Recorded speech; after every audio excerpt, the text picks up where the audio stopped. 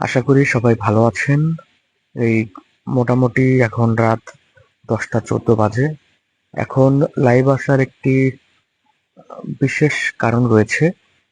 আপনারা জানেন যে গত রাত মানে গেল যে রাত্রি, সেই রাতে টাঙ্গাইলের ভৈয়াপুরের গোবিন্দাসী কালা সড়ক নামের যে জায়গাটি রয়েছে, সেই জায়গা থেকে একটি মেয়াদ উত্তীর্ণ আহ,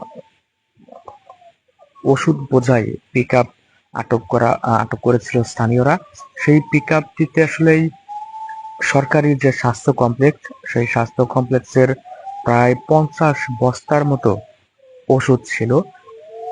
সেই ওষুধের মধ্যে ছিল সব থেকে বেশি আমার নজরে এসেছে ইনজেকশন যে আইটেমগুলো ছিল, সেই ইনজেকশন আইটেমগুলো সব থেকে বেশি ছিল। আর কিছু অ্যান্টিবায়োটিক ছিল, কিছু সিরাপ আইটেম ছিল। তবে সিরাপ আইটেম খুবই কম ছিল, অ্যান্টিবায়োটিক আইটেমগুলো মোটামুটি ছিল। আর মোটামুটি যে ওষুধগুলো আটক করা হয়েছিল তার 60 থেকে 65 ভাগ ইনজেকশন আইটেম ছিল। তো আমরা আসলেই এই যে আজকে ওষুধগুলো এখানে দেখেছি, আটক যে ওষুধগুলো, সেই ওষুধগুলো দেখে আমার কাছে মনে হয়েছে আমরা যারা সাধারণ মানুষ রয়েছি, অনেকেই অনেকেই বললে ভুল হবে, প্রায় সবাই আমরা জানি না যে এই ওষুধগুলো আসলে সরকারি ভাবে দেয়া হয় এবং বিনামূল্যে দেয়া হয়। আমরা আসলে জানতামই না। আমরা আসলে সরকারি হাসপাতালে গেলে সচরাচর কি পেয়ে থাকি? আমরা পাই সর্বোচ্চ প্যারাসিটামল, তারপরে আছে কি বলে অ্যান্টাসিড, যে গ্যাসের ট্যাবলেট রয়েছে। আর কিছু পেয়ে থাকি ওমিপ্রাজল আইটেমের কিছু গ্যাসের ট্যাবলেট আমরা পেয়ে থাকি। তো তাছাড়া কিন্তু আসলেই আমাদের নজরে যে খুব বেশি বা আমরা যে খুব বেশি পাই তা না। আরেকটা জিনিস পাই, সেটা হলো স্টাসিন, যে ওষুধ থাকে সরকারিভাবে, আমরা সেগুলোই পেয়ে থাকি। এর বাইরে আসলে খুব বেশি যে পাওয়া হয় বা পেয়েছি, কখনো এরকমটা আমার কাছে মনে হয়নি। আমি কখনো পাইনি। তবে আজকে আমি অবাক হয়েছি, হতবাক হয়ে গেছি যে স্বাস্থ্য কমপ্লেক্সে এত দামি দামি ওষুধ দেয়া হয়। যখন আমরা স্বাস্থ্য কমপ্লেক্স গুলোতে আহ জরুরি ভাবে ভর্তি হই, তখন আমরা কিছু স্যালাইন আইটেম পেয়ে থাকি, যেগুলো আমাদের শরীরে পুশ করা হয়, এরকম কিছু স্যালাইন আইটেম পেয়ে থাকি। তবে আজকে যে প্রায় 50 বস্তার মতো ওষুধ সেখান থেকে জব্দ করা হয়েছে, উদ্ধার করা হয়েছে, মূলত ঘাটাইল স্বাস্থ্য কমপ্লেক্সের যে ওষুধগুলো, সবগুলোই ঘাটাইল স্বাস্থ্য কমপ্লেক্সের ওষুধ ছিল। এগুলো ছিল মেয়াদ উত্তীর্ণ ওষুধ। মূলত সাধারণ যে রুগী রয়েছে তাদের বিনামূল্যে এই ওষুধগুলো দেওয়ার কথা ছিল, কিন্তু স্বাস্থ্য কমপ্লেক্স কর্তৃপক্ষ বিনামূল্যে সেই ওষুধগুলো না দিয়ে কেন তারা দেয়নি সেটি আসলে তদন্তের বিষয়। কিন্তু আমার কাছে মনে হয়েছে যে এটি কোনোভাবে স্বজনপ্রীতির একটি কারণ থাকতে পারে, হয়তোবা ওষুধ কোম্পানির সাথে একটি লিয়াজু থাকতে পারে, না হয়তো বাহিরে বিক্রি করার একটি প্ল্যান করেছিল কিন্তু কোনোভাবে হয়তো তারা করতে পারেনি। এটি আমার কাছে মনে হয়েছে, যদিও এটি তদন্তের বিষয়। কিন্তু সেই ওষুধগুলো যখন যমুনা নদীতে, সেই ঘাটাইল থেকে পার্শ্ববর্তী উপজেলায় যমুনা নদীতে যখন তারা ফেলার জন্য এসেছিলেন, গভীর রাতের দিকে, গতকাল যে গভীর রাত, সেই গভীর রাতে তারা ফেলার জন্য এসেছিলেন। এ সময় ঈশ্বর কিপার যিনি ছিলেন, তিনিও সম্ভবত ওই পিক আপ ভ্যানে ছিলেন। পিক আপ ভ্যানের যিনি হেল্পার, তিনিও ছিলেন, এরকম 4-5 জন লোক ছিলেন। কিন্তু স্থানীয় লোকজনের সন্দেহ হলে যে গভীর রাতে একটি পিকআপ কেন যমুনা নদীর দিকে যাচ্ছে, তো এইটা নিয়ে যখন স্থানীয় লোকজনের সন্দেহ হয়, তখন কিন্তু তারা সেটিকে আহ, গতিরোধ করে এবং জিজ্ঞাসাবাদ করে। তো জিজ্ঞাসাবাদে যখন তাদের সন্দেহ হয়, তখন তারা সেটিকে খুলে দেখার একটি আগ্রহ প্রকাশ করে এবং এ সময় বেশ কয়েকজন, শুধুমাত্র যে পিকআপ ভ্যানের চালক আজমত সম্ভবত ওনার নাম, তিনি ছাড়া সবাই কিন্তু সেখান থেকে পালিয়ে যায়। এবং স্থানীয় লোকজন সেই পিক আপ ভ্যানটি যখন চেক করে তখন দেখে ওইখানে আহ কোটি কোটি টাকার সরকারি ওষুধ, কমপক্ষে আনুমানিক 50টির মতো বস্তা ভর্তি করে তারা যমুনা নদীতে ফেলার জন্য গিয়েছিলেন। এটি কিন্তু চালকের একটি ভাষ্য।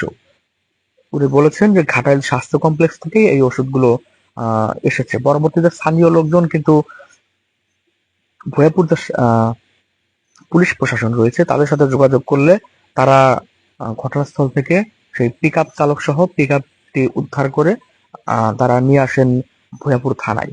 রাতভর সেই পিক আপটি ছাড়িয়ে নেওয়ার জন্য কিন্তু হাসপাতাল গোপাল ঘাটাইল যে স্বাস্থ্য কমপ্লেক্স রয়েছে তারা কিন্তু চেষ্টা করেছে, কিন্তু পুলিশ প্রশাসনের বিচক্ষণতায় পুলিশ প্রশাসন সেইটিকে গুরুত্ব দেননি।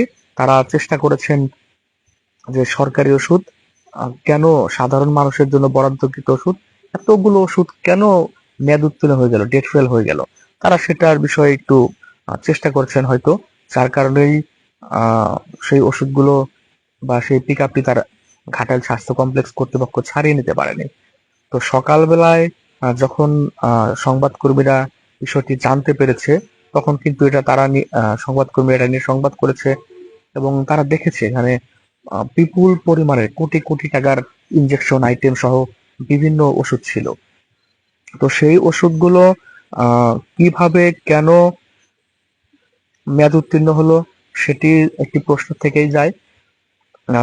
তার পরবর্তীতে যখন বিষয়গুলো নিয়ে সংবাদকর্মীরা তাদের স্বাস্থ্য কমপ্লেক্স কর্তৃপক্ষর সাথে কথা বলার চেষ্টা করে তখন স্টোর কিপার যিনি রয়েছেন তিনি কিন্তু বলেছেন যে কর্তৃপক্ষ নির্দেশেই তারা এটি ধ্বংস করতে বা ফেলার জন্য গিয়েছিলেন, কিন্তু হাসপাতাল যে ভয়াপুর স্বাস্থ্য কমপ্লেক্স কর্তৃপক্ষ যারা রয়েছে তারা কিন্তু অকপটে স্বীকার করেছেন যে স্টোর কিপার যে এই ওষুধগুলো ওখানে ফেলতে গিয়েছে বা কিভাবে ওখানে গিয়েছে তারা বিষয়টা জানেন না।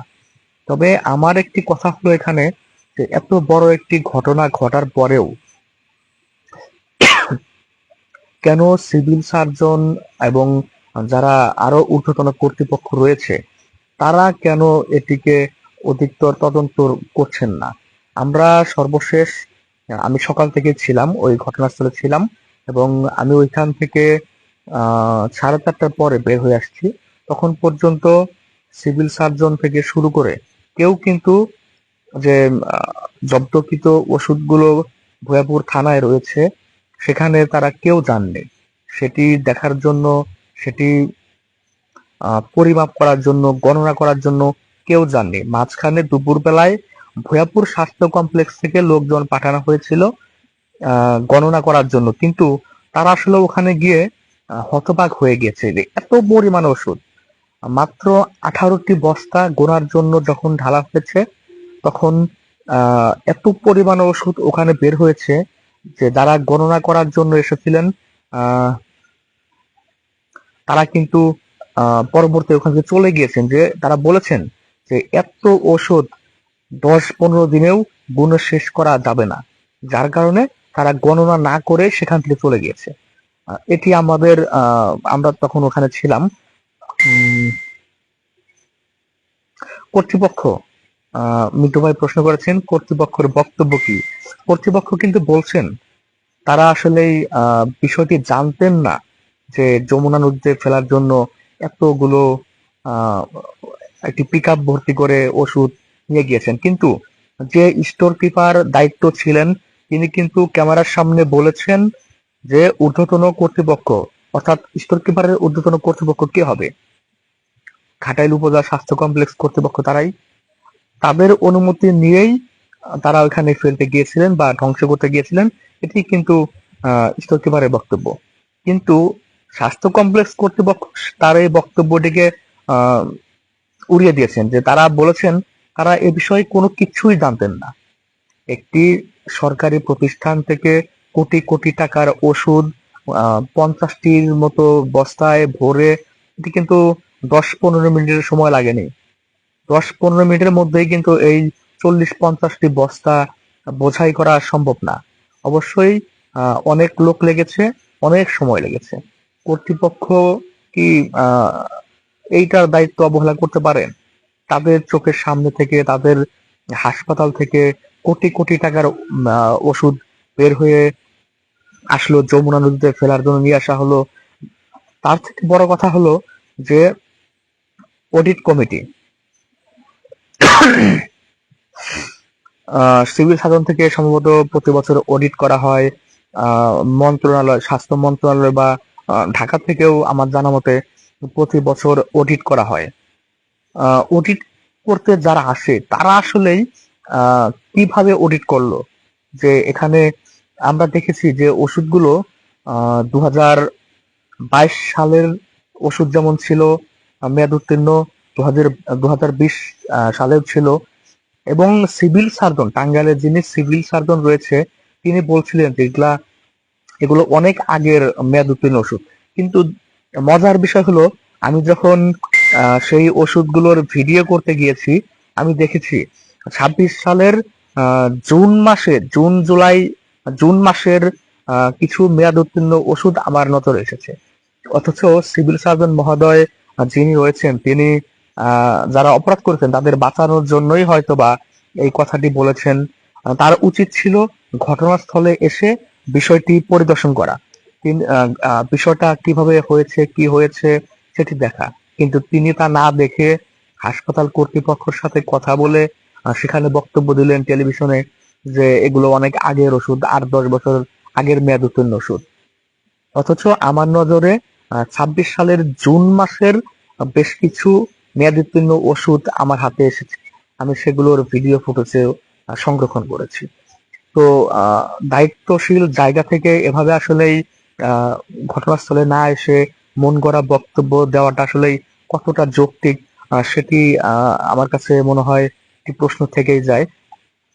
আর সাধারণ মানুষ হিসেবে আসলেই কি বলবো, আসলেই বলার ভাষা নেই। তবে কর্তৃপক্ষর উচিত ছিল এটিকে গুরুত্ব দিয়ে তদন্ত করা, আর তদন্ত করেই বা লাভ কি। যদি এই কথাটি বলতে চাই, সম্প্রতি 1 বছরের মতো হবে হয়তো বা সর্বোচ্চ, এর মাঝে আমরা দেখেছি মধুপুর বনে কিছু সরকারি ওষুধ পাওয়া গিয়েছিল। সেটা তদন্ত কি হয়েছে আদৌ আমাদের নজরে আসেনি। ভৈয়াপুরে যেখান থেকে এই ওষুধগুলো উদ্ধার করা হয়েছে বেশ কিছু বছর আগে, তার পাশাপাশি এলাকায় ভৈয়াপুর স্বাস্থ্য কমপ্লেক্সের কিছু ওষুধ আমার আমি যেটুকু মনে পড়ে যে বেশ কিছু মেয়াদ উত্তীর্ণ ওষুধ কিন্তু আমরা দেখেছি সেখান থেকে উদ্ধার করা হয়েছিল। সেটার তদন্ত কি হয়েছে তাও জানি না।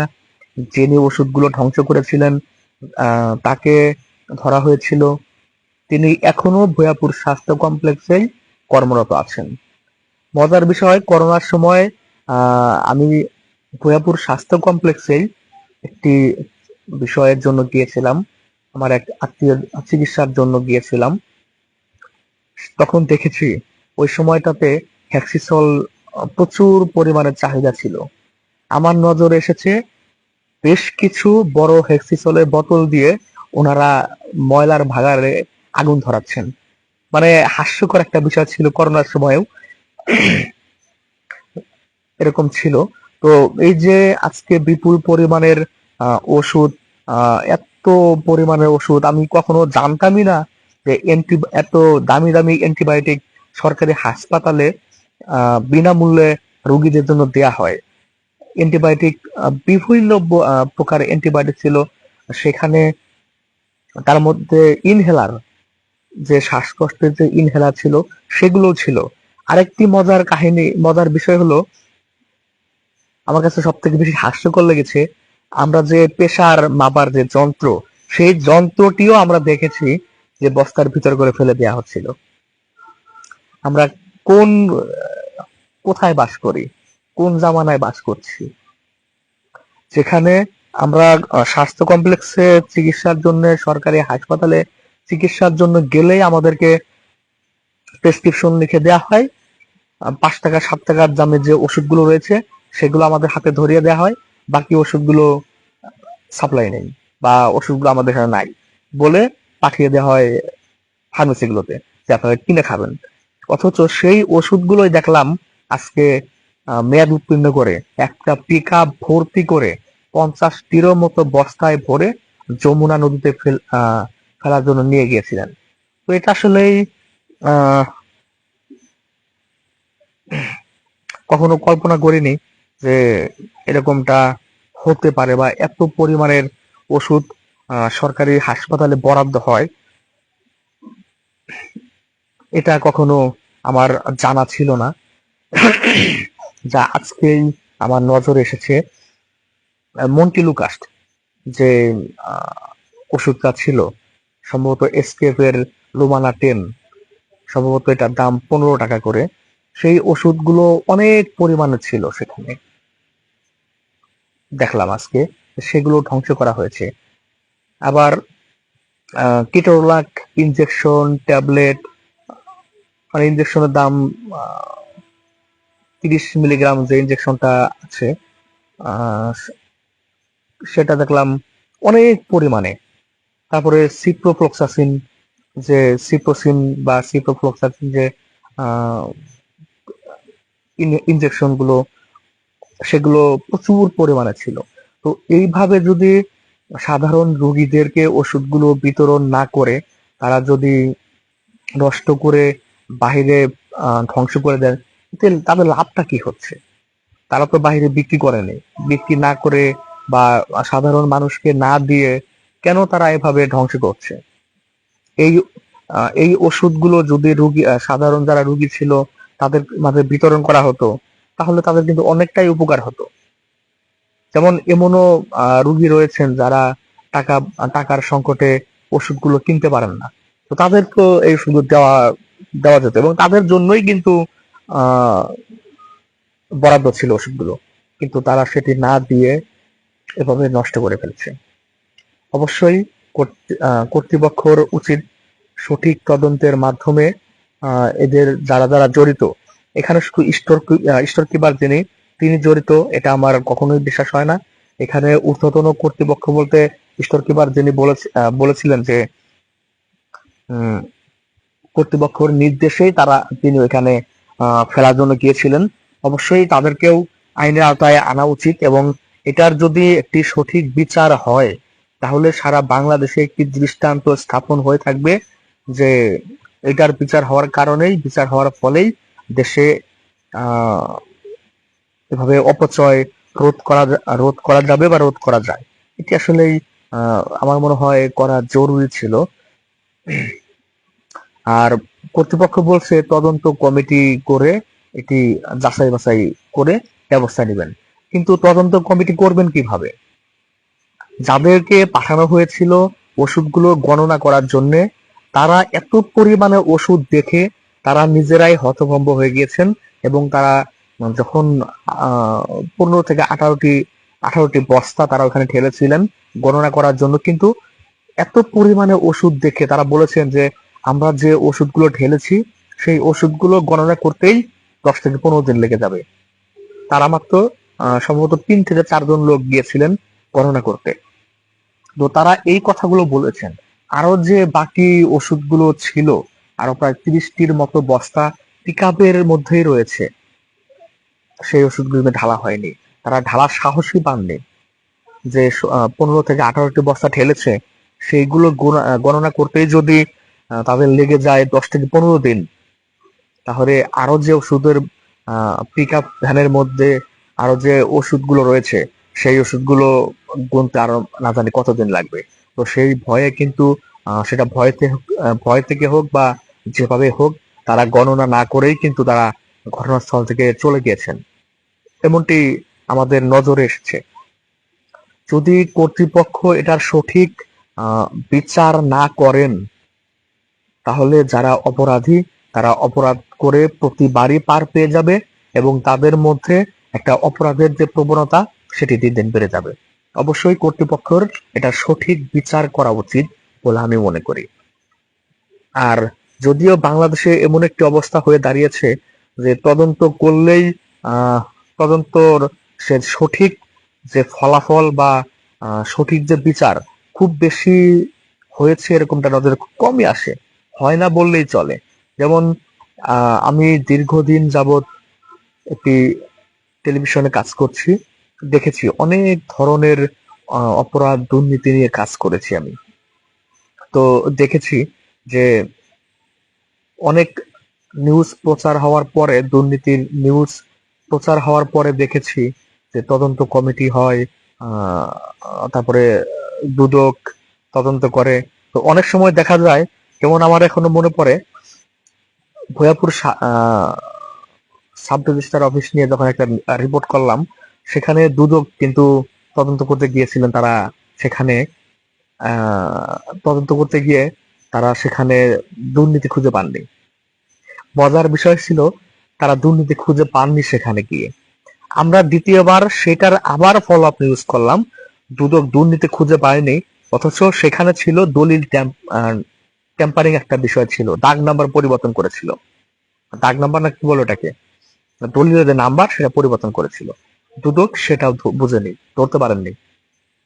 আবার এরকম অনেক বিষয় আছে। গত বছর আমরা রিপোর্ট করেছিলাম খাদ্য গুদামে কেজিতে ৭৫ পয়সা করে ঘুষ সভা করে যখন তারা নির্ধারণ করলেন, সেটা নিয়ে যখন ডিবিসি নিউজে আমরা সংবাদ প্রচার করলাম, তো দেখলাম দুদক সেখানে গিয়ে তদন্ত করলেন।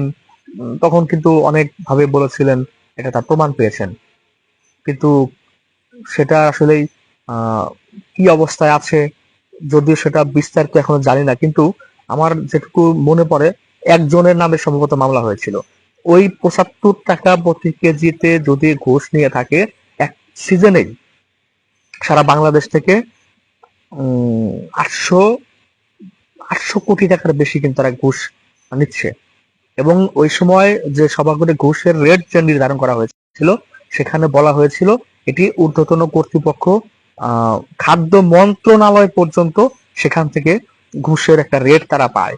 যদি সেটি সত্যই হয়ে থাকে, তাহলে ৮০০ থেকে ৯০০ কোটি টাকা এক সিজনে সেখান থেকে সারা দেশ থেকে ঘুষের একটা যে টাকা, সেটি ঘুষের রেট ছিল, বা ৭৫ টাকা করে রেট হলে সারা দেশ থেকে এক সিজনে ৮০০ বা ৯০০ কোটি টাকার মতো ঘুষের টাকা ওঠে। সেখানে উল্লেখ ছিল মন্ত্রণালয় পর্যন্ত সেই টাকাটা পায়। তাহলে মামলা কেন শুধুমাত্র একজনের নামে হলো? যেহেতু এটার বলার কোনো অপেক্ষাই রাখে না, কারণ এরকমটা আমরা বরাবরই দেখে আসছি। সংবাদকর্মীরা যখন কোনো একটি সংবাদ নিয়ে সংবাদ করে, মাঠে লেগে থেকে তারা একটি সংবাদ প্রচার করে, তারপরে বিভিন্ন মহল থেকে সেখানে গিয়ে তদন্ত শুরু করে, তদন্ত করে, তদন্তের ফলাফলটা কি হয় পরবর্তীতে? খুব বেশি যে ফলাফল আসে সেটিও না।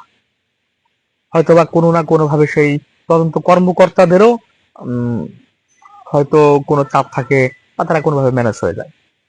তাহলে কেন বাংলাদেশে এত দুর্নীতি হওয়ার পরেও, এত রিপোর্ট হওয়ার পরেও কেন তাদের বিরুদ্ধে ব্যবস্থা নেওয়া হয় না?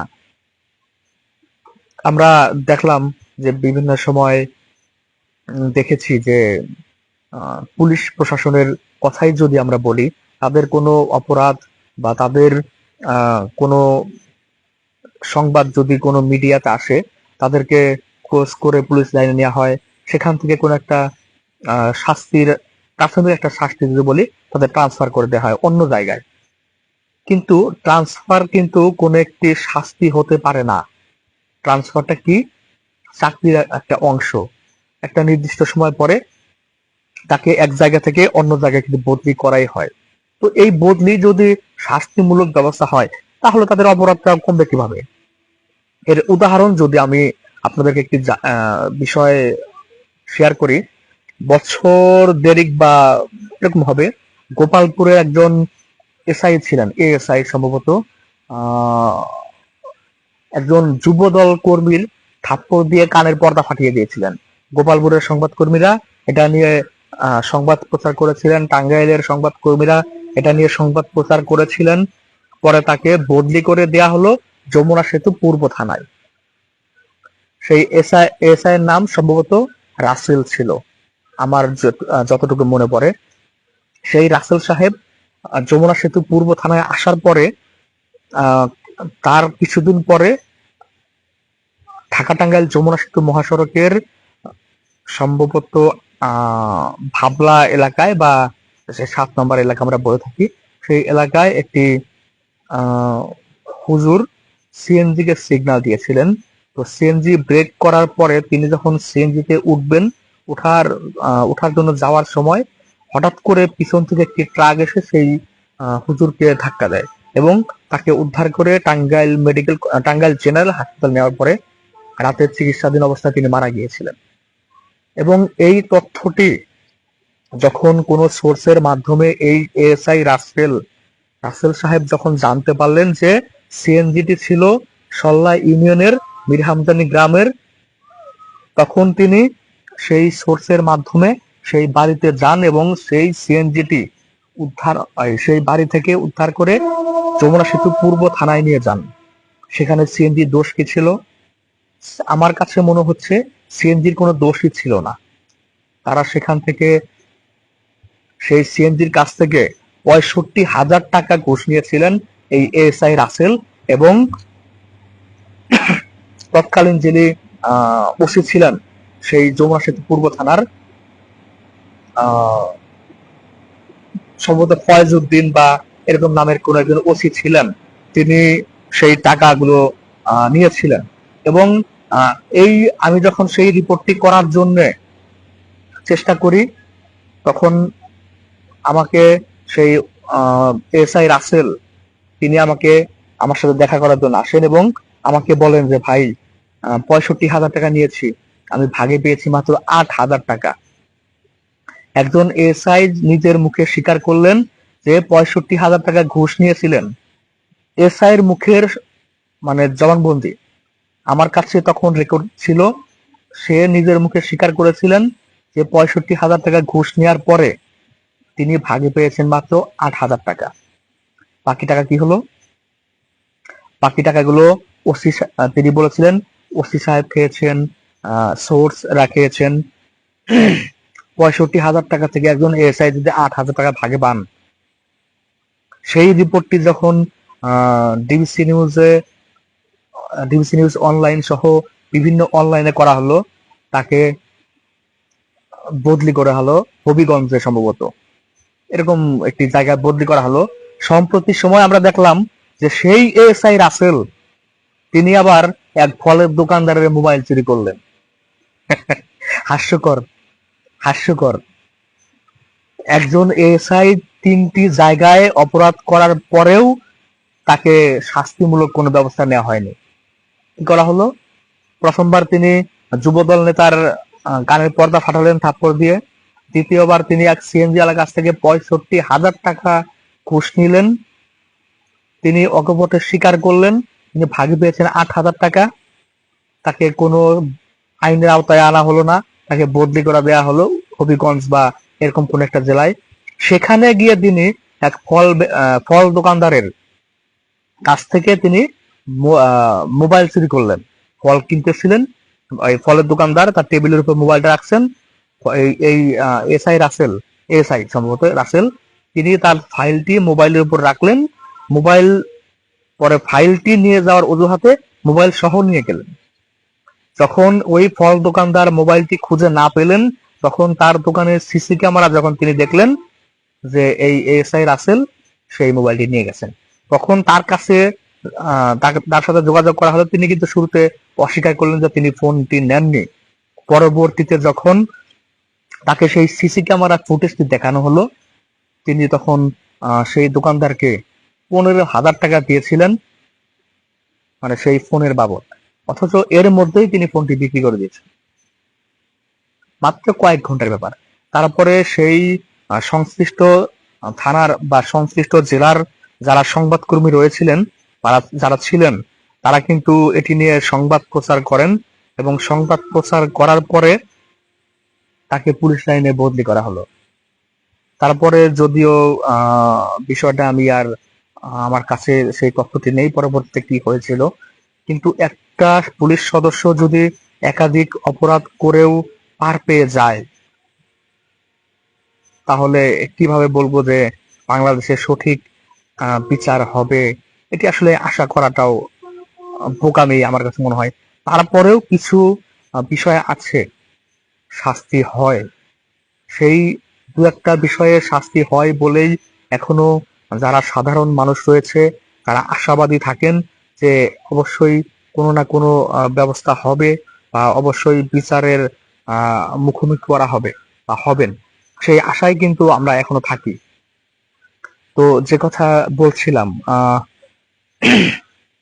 যে এই যে আজকে ঘাটাল স্বাস্থ্য কমপ্লেক্সের 50 বস্তা, এক পিকআপ ভর্তি মেয়াদ উত্তীর্ণ কোটি কোটি টাকার ওষুধ, এই ওষুধগুলো সাধারণ মানুষের জন্য বরাদ্দকৃত ওষুধ, আমার আপনার ট্যাক্সের টাকায় কেনা ওষুধ, সাধারণ মানুষকে দেওয়ার কথা। সেই ওষুধগুলো, এত পরিমাণ ওষুধ কেন বিতরণ করা হলো না? কেন সাধারণ মানুষকে না দিয়ে তারা নষ্ট করলো? এটি অবশ্যই জবাবদিহিতার আওতায় আনা জরুরি আমি মনে করি। কারণ এখানে আমি ট্যাক্স দেই, আপনি ট্যাক্স দেন, আপনার আমার ট্যাক্সের টাকায় এই ওষুধগুলো কেনা সাধারণ মানুষের জন্য। আরেক এখানে আরো বিষয় হলো ইউনিসেফ, সেই ইউনিসেফের স্টিকার সংযুক্ত ওষুধও ছিল। তো একটু বিবেচনা করে দেখুন যে এক পিকআপ ভর্তি 50 বস্তার মতো ওষুধ, তার 65 থেকে 70 ভাগ ইনজেকশন আইটেম, আর কিছু আছে অ্যান্টিবায়োটিক আইটেম, যার বেশিরভাগই অ্যান্টিবায়োটিক আইটেম, আর অল্প কিছু আছে সিরাপ, ট্যাবলেট। তো সেটা হিসাব করলে সিরাপ আর ট্যাবলেট মিলে ধরেন সর্বোচ্চ হবে 10%, আর 20% এর উপর হবে অ্যান্টিবায়োটিক ওষুধ। তো এত পরিমাণে ওষুধ, কোটি কোটি টাকার ওষুধ যদি এভাবে নষ্ট করা হয়, আমার আপনার ট্যাক্সের টাকায় এই ওষুধগুলো কেনা, সেই ওষুধগুলো যদি সাধারণ মানুষের মাঝে বিতরণ না করে এভাবে নষ্ট করা হয়, তাদের অবশ্যই কঠিন শাস্তি হওয়া উচিত বলে আমি মনে করি। কেন আমার আপনার ট্যাক্সের টাকায় কেনা ওষুধ সাধারণ মানুষকে না দিয়ে কেন আপনারা নষ্ট করবেন? এই যে আজকে এত পরিমাণে এত কোটি টাকার ওষুধ নষ্ট করলেন, কি লাভ হলো আপনার? 1 পয়সা লাভ তো হয়নি আপনার। এই ওষুধগুলো পেলে হয়তো অনেকের জীবন বেঁচে যেত, হয়তো এই ওষুধগুলোর অভাবে অনেকেরই মৃত্যু হয়েছে। কেন? সঠিক বিচার হলে এরকম কাজ করার সাহস আমার মনে হয় কেউ পেত না। অবশ্যই এদেরকে সঠিক বিচারের মুখোমুখি করা সরকারের অবশ্যই দায়িত্ব। আমি মনে করি সরকার এখানে নজর দিবে, সঠিকভাবে এই বিচারটি হবে। এই বিচারটি হলে আরো যারা রয়েছে, যারা অপরাধ করে, অন্যায় করে, দুর্নীতি করে, তাদের যদি বিচার হয়, আস্তে আস্তে দেখা যাবে যে এই অপরাধের প্রবণতা দিন দিন কমবে। যদি সঠিক বিচার না হয়, তাহলে দেখবেন দিন দিন এই যারা অপরাধী, তারা অপরাধ করার সাহস পাবে, তারা দিন দিন অপরাধের মাত্রা বাড়িয়ে দিবে। অবশ্যই এটার বিচার হওয়াটা আমার কাছে মনে হয় জরুরি।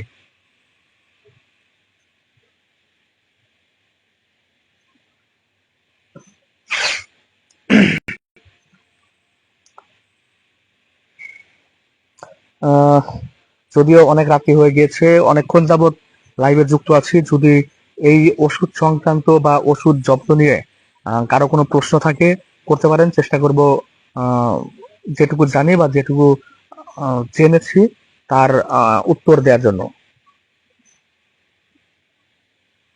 হ্যাঁ ভাই, মিন্টু ভাই ঠিক বলেছেন, পানির নিচের দিকেই গড়ায়।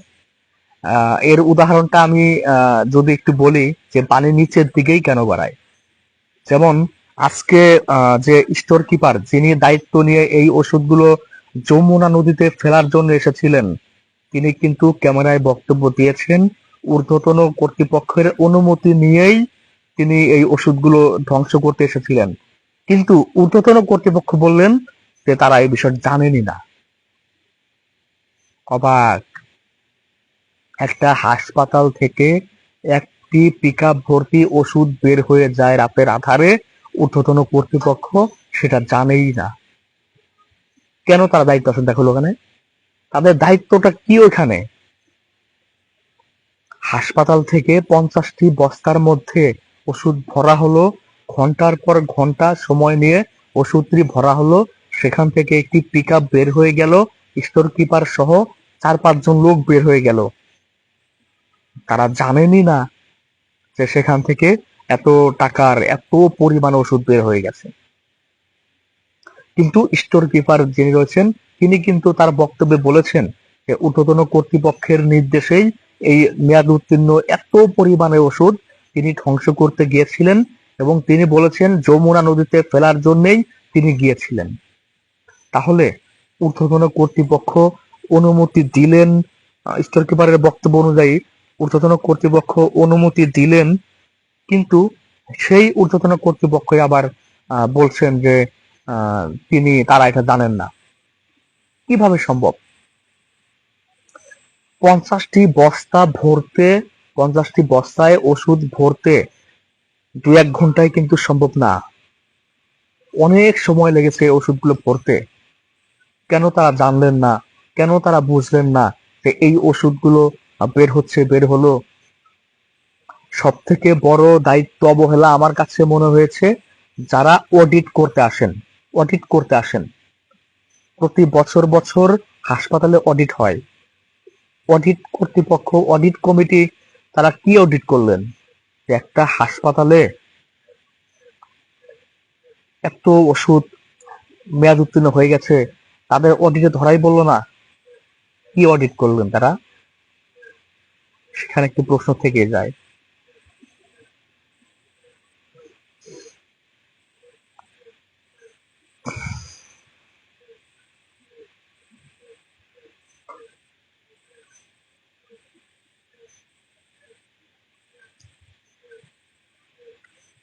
এত পরিমাণে অ্যান্টিবায়োটিক সরকারি হাসপাতালগুলোতে বরাদ্দ দেওয়া হয়, যারা সাধারণ মানুষ রয়েছে তারা জানেনই না যে এই ওষুধগুলো সরকারি হাসপাতালে বরাদ্দ দেওয়া হয়। এই পরিমাণে ইনজেকশন হাসপাতালে বরাদ্দ থাকে। সিভিল সার্জন যিনি তার বক্তব্যে বলেছেন ওষুধগুলো অনেক আগের। কিভাবে সম্ভব? 2 মাস আগের মেয়াদ উত্তীর্ণ ওষুধ আমি দেখেছি। জুন মাসে মেয়াদ চলে গিয়েছে এরকম ওষুধ আমার নজরে এসেছে। অথচ সিভিল সার্জন মহোদয় এসির ভিতরে বসে বক্তব্য দিলেন যে অনেক আগের ওষুধ এগুলা। তার তো উচিত ছিল যে ওষুধগুলো গতকাল মধ্যরাতে আটক করা হলো, সিভিল সার্জন বিকেল 4টার পরেও সেই ওষুধের স্পটে, ঘটনাস্থলে তিনি আসলেন না। তা তো উচিত ছিল ঘটনাস্থলে এসে তারপরে মিডিয়াতে কথা বলা। তিনি এসির ভিতরে বসেই সুন্দর বক্তব্য দিলেন, ঘটনাস্থলে না এসে বক্তব্য দিলেন যে ওষুধগুলো অনেক আগের মেয়াদ উত্তীর্ণ, চোরে তো চুরি করবে। সেই চোরের কথা শুনে আপনিও কি সায় দিবেন নাকি? আপনার তো উচিত ছিল ঘটনাস্থলে এসে এটি তদারকি করা, ঘটনাস্থলে এসে বিস্তারিত দেখে তারপরে আপনি বক্তব্য দিবেন যে আসলে কি হয়েছে, আপনি কি জেনেছেন, আপনি কি দেখলেন। আপনি তা করলেন না। অথচ যাদেরকে আপনি পাঠিয়েছিলেন এই ওষুধগুলো গণনা করতে, তারা মাত্র 15 থেকে 18টি বস্তা ঢেলেছিলেন গণনা করার জন্য, কিন্তু ওষুধের পরিমাণ দেখে তারা হতবাক হয়ে সেখান থেকে চলে গেলেন সেই ওষুধগুলো গণনা না করে। তারা কি বললেন? তারা বললেন যে ওষুধগুলো আমরা ঢেলেছি, কমপক্ষে এই ওষুধগুলোই গুনতে তাদের 10 থেকে 15 দিন সময় লেগে যাবে। আরো যে 30 থেকে 32টি বস্তা পিকআপের মধ্যে রয়েছে, তারা সেগুলো কবে গুনবেন? আমার এই প্রশ্ন, তারা সেগুলো কবে গুনবেন? যার কারণে তারা গণনা না করে সেখান থেকে চলে গেলেন।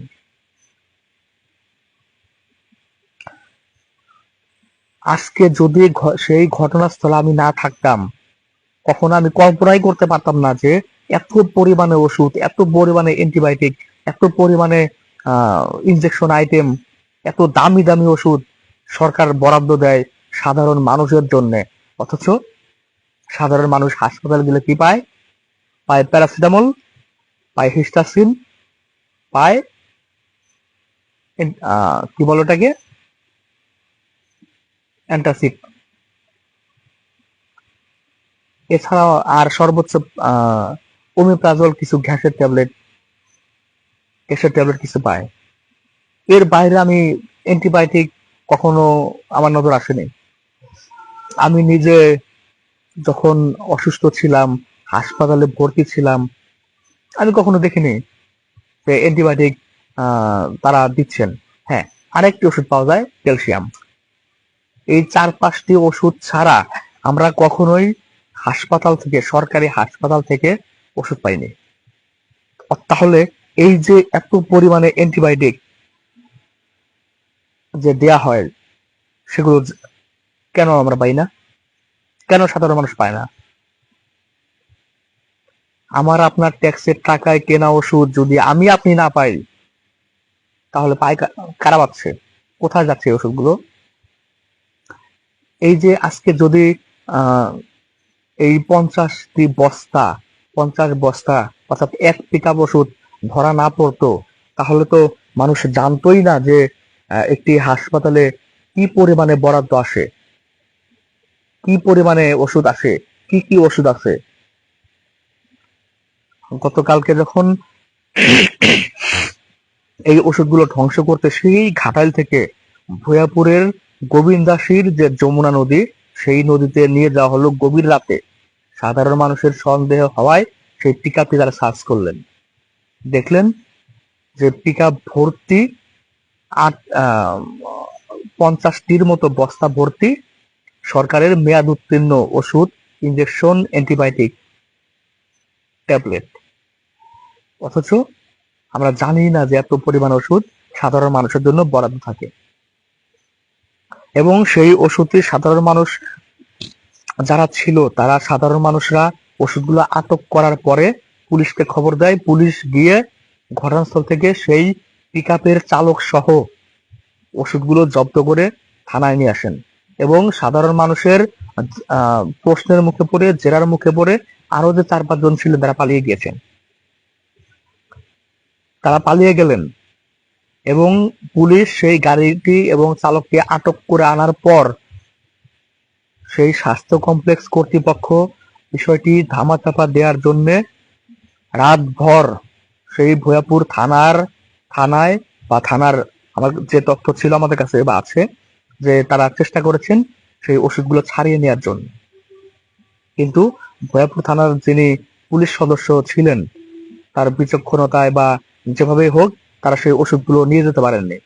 যখন সংবাদ কর্মীরা খবর পান সকালবেলায়, তখন তারা গিয়ে যখন এটা নিয়ে সংবাদ প্রচার করেন, তখন কিন্তু এটা নিয়ে আলোড়ন সৃষ্টি হয়ে যায় যে এত পরিমাণে ওষুধ সে ঘাটাইল থেকে যমুনা নদীতে ফেলার জন্য এসেছিলেন।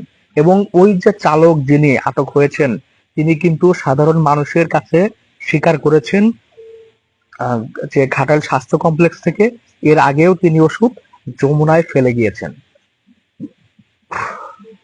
যদিও এই কথাটি সাধারণ পাবলিক যারা রয়েছেন, তারা ওই সময় পিকআপকে আটক করেছেন, তারা আমাদের কাছে বলছিলেন যে এই চালক এটি স্বীকার করেছিলেন।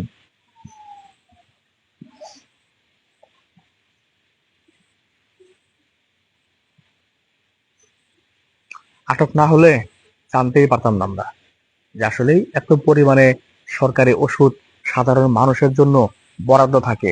আমরা সরকারকে দোষারোপ করি বা এদের দোষারোপ করি যে ওষুধ দেয় না। ভাই, ওষুধ তো দেয়, কিন্তু আপনারা দেন না কেন? আপনাদের লাভটা কি এখানে না দিয়ে? নষ্ট করে ফেলে দিলে আপনাদের কোনো লাভ হবে? কোনো লাভ হচ্ছে? এই যে এত পরিমাণ ওষুধ ফেলে দিলেন কেন? একটি কথা আছে গ্রামের ভাষায়, সরকারি মাল দরিয়ায় ঢাল। আপনারা সেই দরিয়ায় ঢালতে গিয়েই জনতার হাতে আটক হলেন। এখন দায় চাপাচ্ছেন একে অপরের দিকে। স্টোর কিপার দায় চাপাচ্ছেন যে কর্তৃপক্ষের দিকে, কর্তৃপক্ষ দায় চাপাচ্ছেন স্টোর কিপারের দিকে। কেন?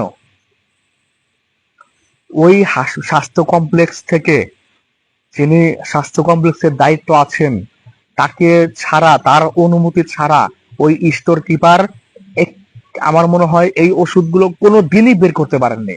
তারা অনুমতি নিয়েই ওষুধগুলো বের করেছেন। এখন হয়তো মৌখিক অনুমতি দিয়েছিলেন, লিখিত কোনো অনুমতি দেননি, যার কারণে এখন দায় চাপানো হচ্ছে স্টোর কিপারের দিকে, অর্থাৎ পানি নিচের দিকেই গড়ায়। মিন্টু ভাই যে কথাটি বলেছিলেন সেটি আসলে তাই হচ্ছে, পানি নিচের দিকেই গড়ায়, উপরের দিকে কখনো গড়ান না, সেটি আদৌ সম্ভবও না। পানি নিচের দিকেই গড়ায়। সাধারণ স্টোর কিপার যিনি তার দায়িত্ব পালন করলেন, ঊর্ধ্বতন কর্তৃপক্ষর নির্দেশ পালন করলেন, এখন সব দোষ তার হয়ে গেল।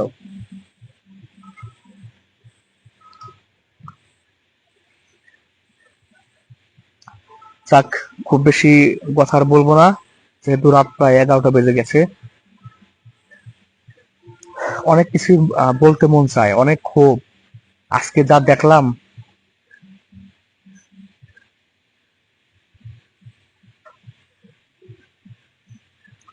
আজকে যে পরিমাণে ওষুধ দেখলাম সরকারি হাসপাতালে, সাধারণ মানুষ ওষুধ পায় না, অথচ আপনার সেই ওষুধ নষ্ট করে ফেলে দিচ্ছেন যমুনা নদীতে।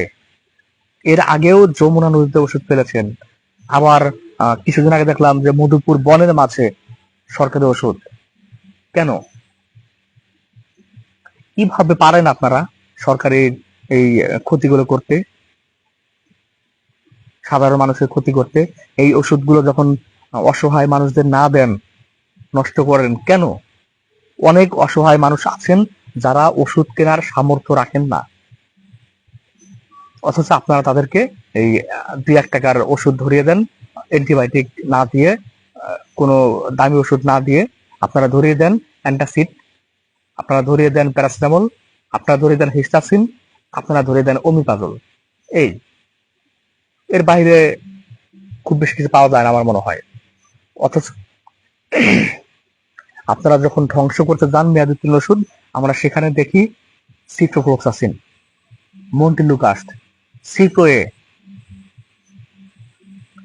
শ্বাসকষ্টের ইনহেলার, কিটোরোলাক ইনজেকশন, ট্যাবলেট, যার এক একটি ট্যাবলেটের দাম 10 থেকে 15 টাকা, যার এক একটি ইনজেকশনের দাম 30 থেকে 60 টাকা,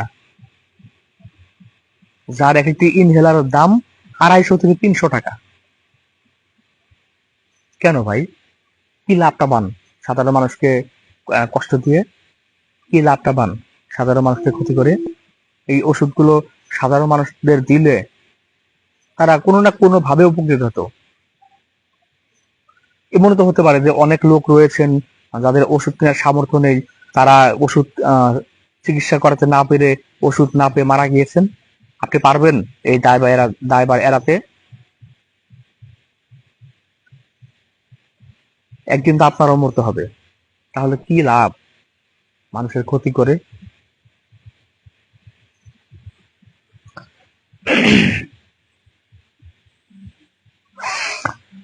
এই যে আজকে যে কোটি কোটি টাকার ওষুধ নষ্ট করলেন, সরকারি ওষুধ নষ্ট করলেন, এটা তো আপনাদের কোনো লাভ হয়নি। লাভ হতে পারতো যদি আপনারা সেটি অন্য কোনো জায়গায় বিক্রি করতেন, আপনাদের লাভ হতো। কেন করলেন না সেটা? নাকি কম এই ওষুধগুলো যদি সরকারি ভাবে সাধারণ মানুষদের আপনারা দিয়ে থাকেন, কোম্পানির বিক্রি কমে যাবে সেজন্য দেননি, সেজন্য নষ্ট করে ফেলেছেন? কোম্পানির উপকার করলেন সাধারণ মানুষের ক্ষতি করে? সাধারণ মানুষের ক্ষতি করা বন্ধ করেন।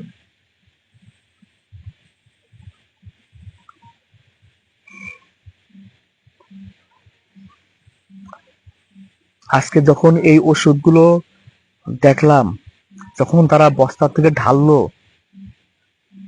মানে নিজেকে সহ্য করতে পারি নাই, সহ্যই করতে পারি নাই। এত পরিমাণ ওষুধ সরকার বরাদ্দ করে সাধারণ মানুষদের দেওয়ার জন্য, আর সাধারণ মানুষ কোনো ওষুধই পায় না। ওষুধ না পেয়ে, চিকিৎসা না পেয়ে ধুকে ধুকে মারা যায়। আর আপনারা সেই সাধারণ মানুষের ওষুধগুলো গোডাউনে ভর্তি করে রাখেন। আর আমাদের অডিট কমিটি, তাদের কথা কি বলবো?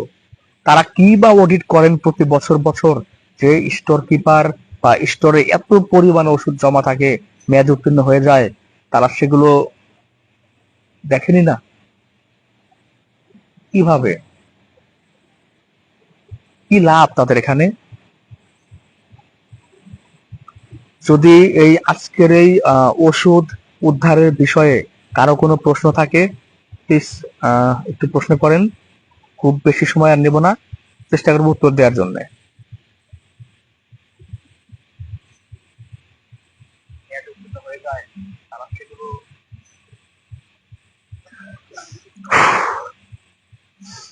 আসলে নিজেকে, মানে কি বলবো, এই ঘটনা দেখার পরে এত পরিমাণে রাগ হয়েছে। আমি যদি দায়িত্বে থাকতাম, চোখের মানে সেখানে উপস্থিত থেকেই তাদের বিরুদ্ধে অ্যাকশন নিতাম।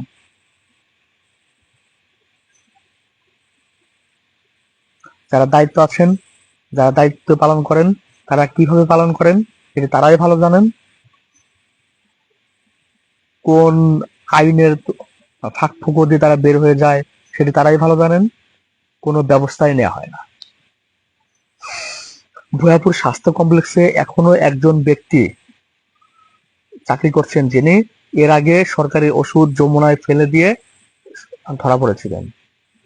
সঠিক কোনো বিচারই হয়নি, হবেও না। এই যে আজকে কোটি কোটি টাকার সরকারি ওষুধ মেয়াদ উত্তীর্ণ করে আপনারা যমুনা নদীতে ফেলে দিতে যান, কিছুই হবে না, কোনো বিচারই হবে না। বিচার হলে অনেক আগেই হতো, অনেক আগেই বিচার হলে আজকে এই ঘটনা বাংলাদেশের বা সারা বিশ্বের মানুষের দেখতে হতো না। আমাদের সেগুলো সেগুলো নিয়ে রিপোর্ট করাও লাগতো না। শুধুমাত্র বিচার হয় না বলেই আমাদের রিপোর্ট করা লাগে।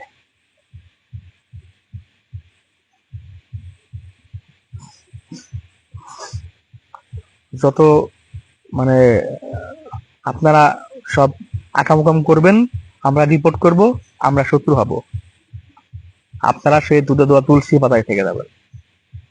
কোনো লাভ নাই আসলে, যেভাবে দেখছি কোনো লাভ নাই। অপরাধ করলে আসলে কারো কোনো কিছুই হয় না। এই যে আজকে যখন মিডিয়াতে প্রচার হলো যে 50 বস্তা সরকারি মেয়াদ উত্তীর্ণ ওষুধ আটক হয়েছে, বা একজন পিক আপ চালক সহ আটক হয়েছে, অনেক রকমের এটা নিয়ে আলোড়ন হচ্ছে বা কথা হচ্ছে। দুদিন যাওয়ার পরে কিছুই থাকবে না। এই কর্তৃপক্ষ যারা যার যার কাজে ব্যস্ত থাকবে, দেখবেন কোনো ব্যবস্থা নেওয়া হবে না। ব্যবস্থা নেওয়া হলে আগে যারা অপরাধ করে পার পেয়ে গিয়েছেন, তারা আজকে তাদের দায়িত্বে থাকার কথা না। ব্যবস্থা নেওয়া হয়নি বলেই তারা আজকে এখনো দায়িত্বে বসে আছেন।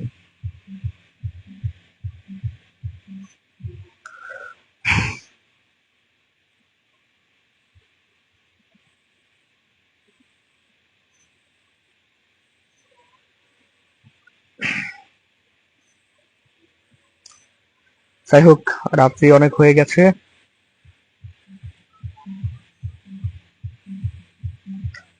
সবাই ভালো থাকবেন, সুস্থ থাকবেন। এবং যদিও মনে করছি যে এটির কোনো সঠিক বিচার হবে না, তবুও আমরা আশাবাদী, যদি বিচারটা হয় কোনোদিন। সবাই ভালো থাকবেন, সুস্থ থাকবেন। আল্লাহ হাফেজ।